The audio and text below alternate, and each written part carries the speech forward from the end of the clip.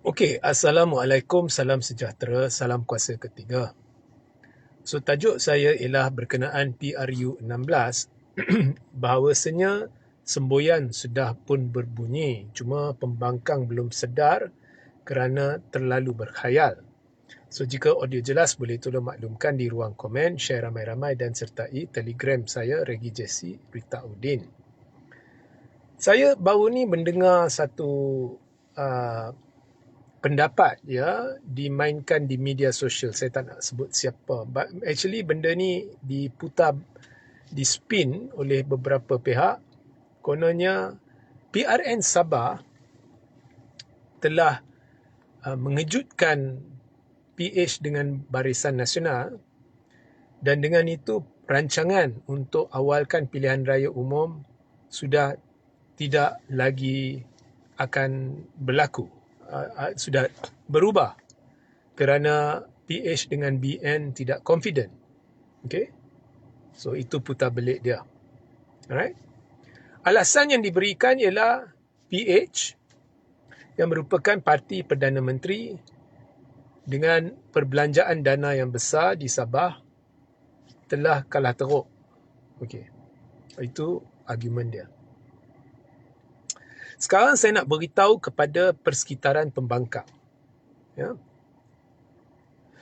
Maknanya Perikatan Nasional dan parti-parti kumpulan-kumpulan yang berdamping dengan Perikatan Nasional dan blogger-blogger aktivis dan bla bla bla di belah pembangkang ni yang saya gelar persekitaran pembangkang. Saya nak beritahu dia orang dengan dalam bahasa pasar lah, okey. Korang jangan mimpilah semboyan sudah berbunyi. Korang tak sedar. Saya pun tak beritahu sebab saya tahu kalau saya beritahu dulu selepas PRN Sabah, dia orang ni bukan hanya takkan percaya, pentaksub mereka terlalu taksub. Ada benda-benda yang kita cerita, dia orang tak boleh nak terima sebab dia duduk dalam kepompong khayalan. Nah, saya mengaku Sabah ni politik dia kita bukan begitu pakar. Awak lihat ramai penganalisa tersasar. Tapi saya bukan tersasar penuh. Babak Perikatan Nasional saya tepat. Iaitu satu parti dari Semenanjung. Cuma babak Barisan Nasional dengan PH tersasar. Sebab Barisan Nasional tidak betul-betul dikira parti Semenanjung. Dia juga sudah lama bertapak di Sabah. Dan politik Sabah sebenarnya kita tak pakar.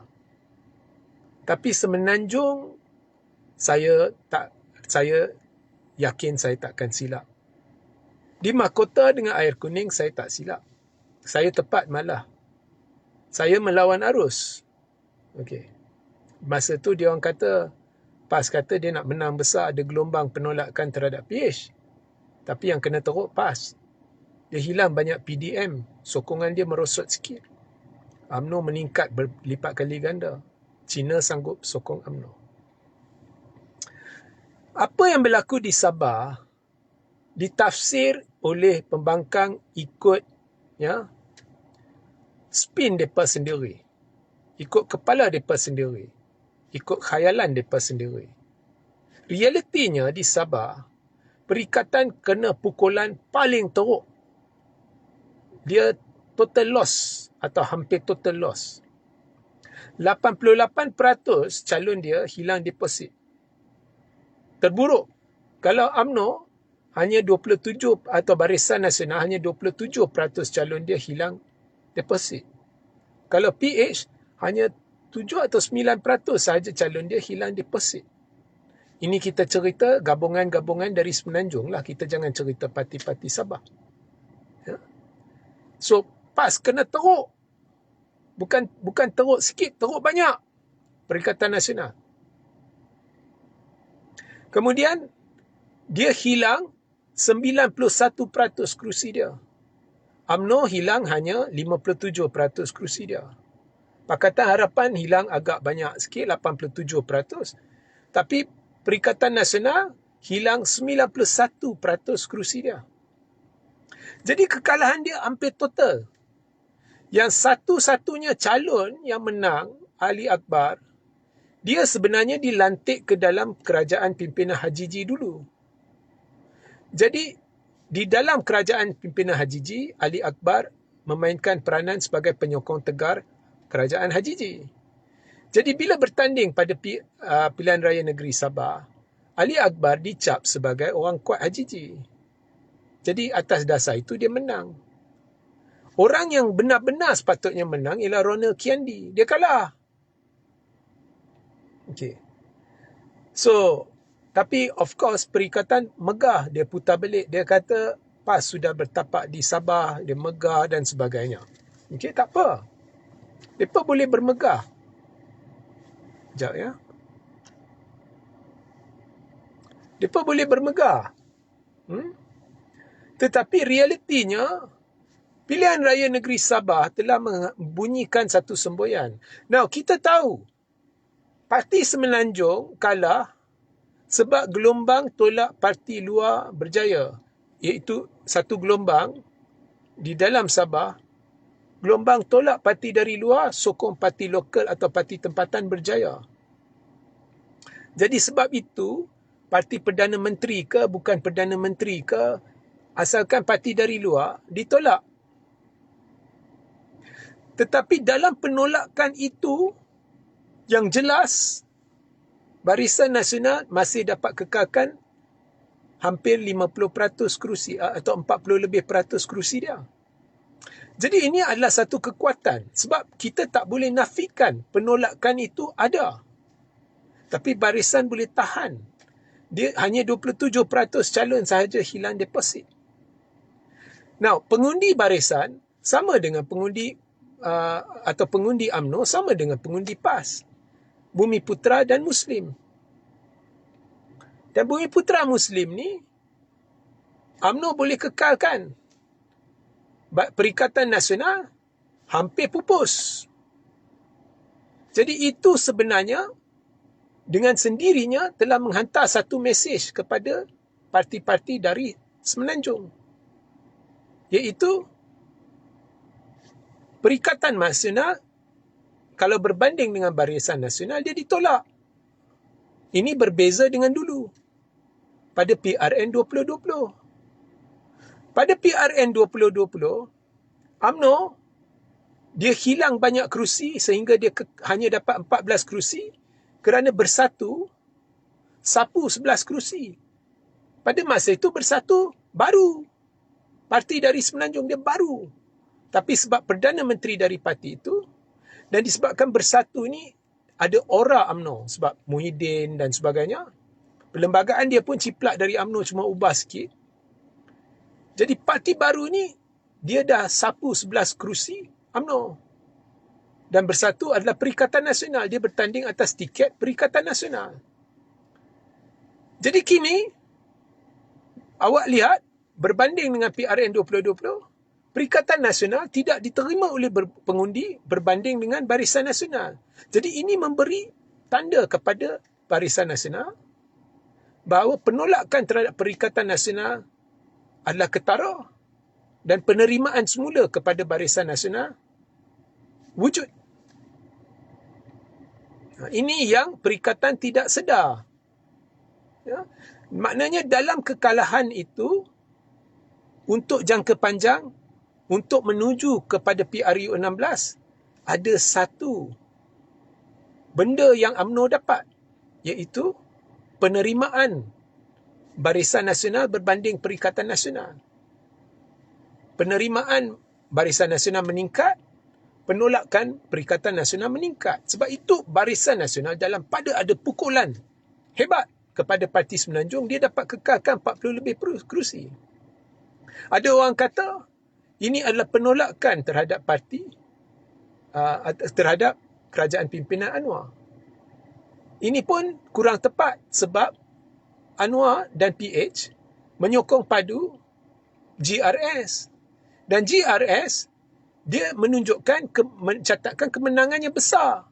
29 kerusi.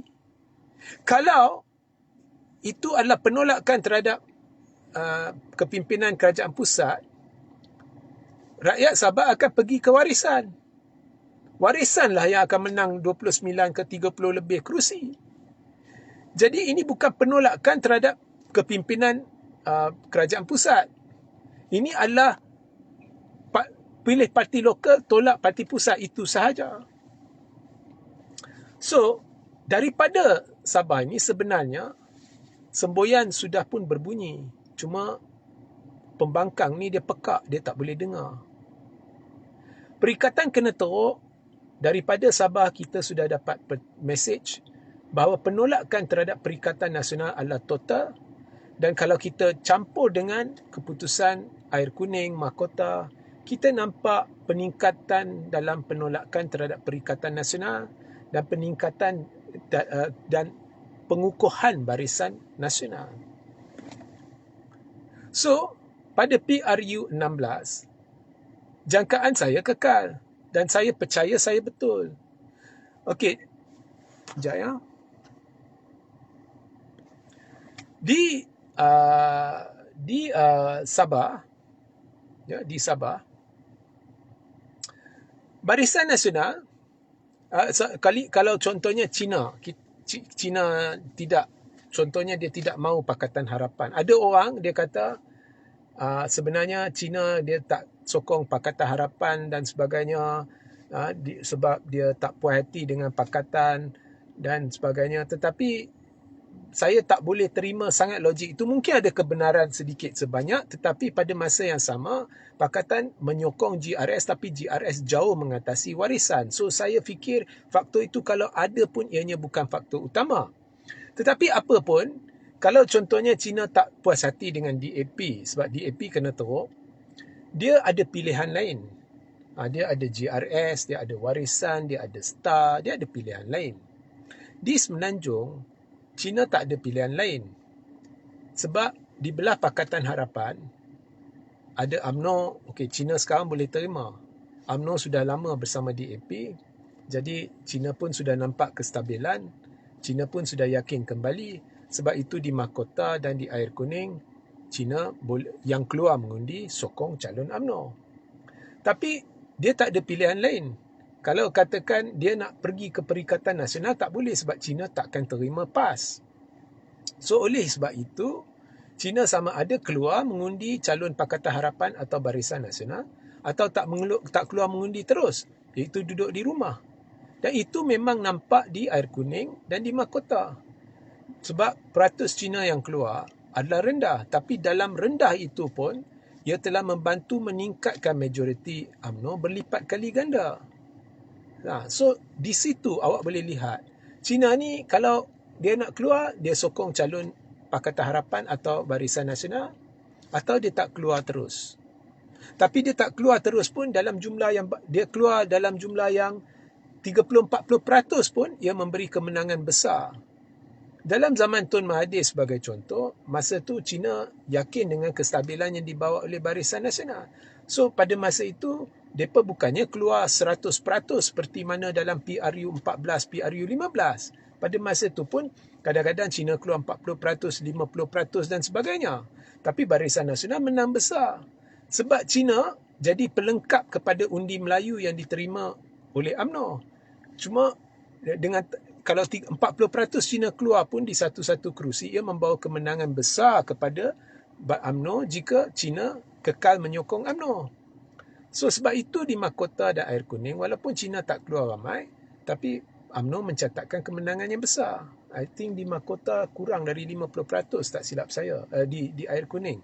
Anyway, dia menang besar. So di PRU 16, barisan dah tahu, okey, dia makin diterima, perikatan makin ditolak. Okey. Dan China yang keluar mengundi akan mengundi calon Barisan Nasional atau Pakatan Harapan. Dia yakin dengan benda itu. Ya. So mereka lagi bersedia untuk menghadapi PRU 16. Itu berdasarkan pemahaman saya. Now of course ada masa. Selagi ada masa, kerajaan tidak mahu ambil risiko. Jadi saya difahamkan akan berlaku rombakan kabinet dan itu langkah yang betul. Rombakan ini bertujuan atau perlu dilakukan. Ini nasihat saya buat kerajaan. Okey. Perlu dilakukan sementara menunggu PRU 16 kerana kepimpinan teratas kerajaan perlu tonjolkan satu kabinet yang dilihat memikul beban bersama, di mana ada menteri-menteri yang boleh melakukan tugas-tugas, menggalas tugas-tugas untuk membantu Perdana Menteri. Sebab sekarang, persepsi yang ramai dapat ialah banyak kerja dilakukan oleh Perdana Menteri dan sehinggakan sini betul, sana tak betul, sini tak tercapai, reformasi tak tercapai, ini tak betul dan sebagainya. Jadi Perdana Menteri perlu berani tangkis tekanan dari pihak-pihak tertentu. Mungkin mereka rasakan orang ini patut jadi menteri. No, orang yang benar-benar berkaliber, berwibawa, dia jadi menteri. Contohnya siapa nak isi tempat Rafizi, itu perlu dipertimbangkan. Perlu orang yang mahir melakukan kerja, ya, sebab itu melibatkan ekonomi, ya. Siapa nak ganti tempat Zafrul, semua ni perlu dipertimbangkan secepat mungkin. Dan di dalam bulan-bulan menuju ke PRU 16, Perdana Menteri perlu menunjukkan bahawa dia ada barisan yang mantap. Dan